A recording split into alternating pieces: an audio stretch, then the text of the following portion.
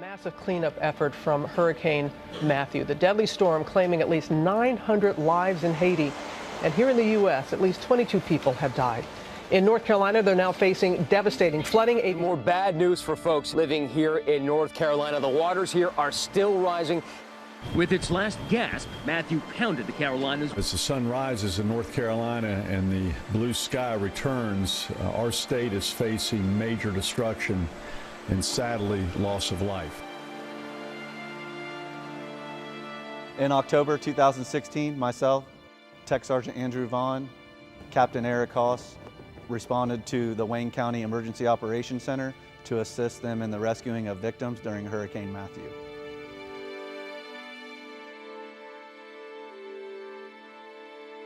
That morning, we came in like any other shift.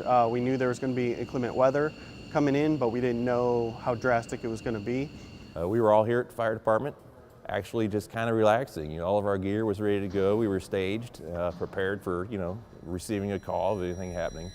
As the day grew and grew, the rain became heavier and heavier and the water level started to go up, and the head guy at the EOC for Wayne County called our fire department and asked for a team to come assist them rescue stranded victims. At that time, the water levels in the streets had risen to a point that the police and fire were unable to travel the streets any longer.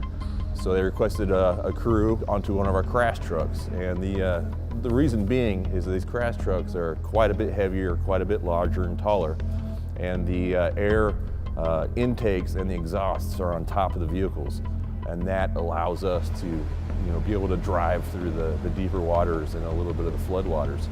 Once we received some of those missions, at first it was just rescuing stranded people that weren't in any danger, and from there the EOC asked us if we could go to another location where they figured that our crash vehicle was the only vehicle that could get there, and lo and behold, when we got there, it was a swiftwater rescue.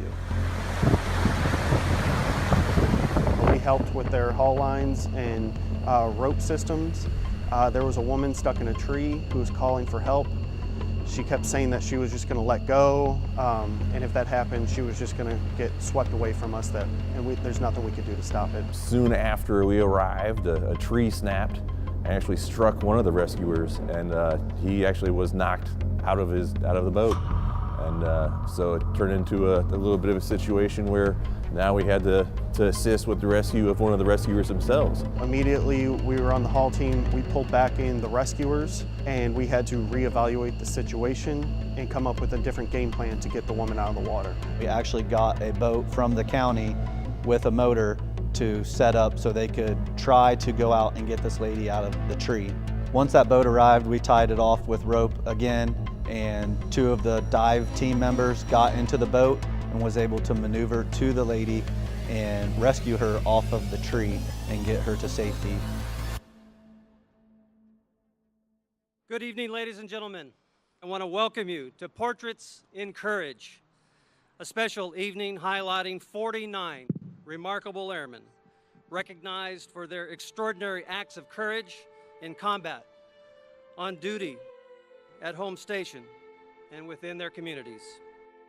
The reason we were submitted for Portraits in Courage was for our actions with the county swiftwater rescue team and us wading through water that was unknown and down power lines, gusts of winds over 60 miles an hour, just a ton of unknown scenarios that we put ourselves in to save the lives of others. And it was a great honor. It was an honor to be able to be called, to be able to help others in our outside community, outside of the gates. It was a wonderful feeling knowing that some lives were saved that night. It really was an honor to meet all the individuals and the teams there that were selected. From people who were saving lives, whether it was during deployments, stateside, people going through adversity at home and abroad. It was an absolute honor to be able to represent Seymour Johnson at the Pentagon. It was just a privilege to be able to put ourselves with those individuals and know that we have put a part in saving the lives of people, and also to keep the mission going as strong as the mission goes in today's Air Force.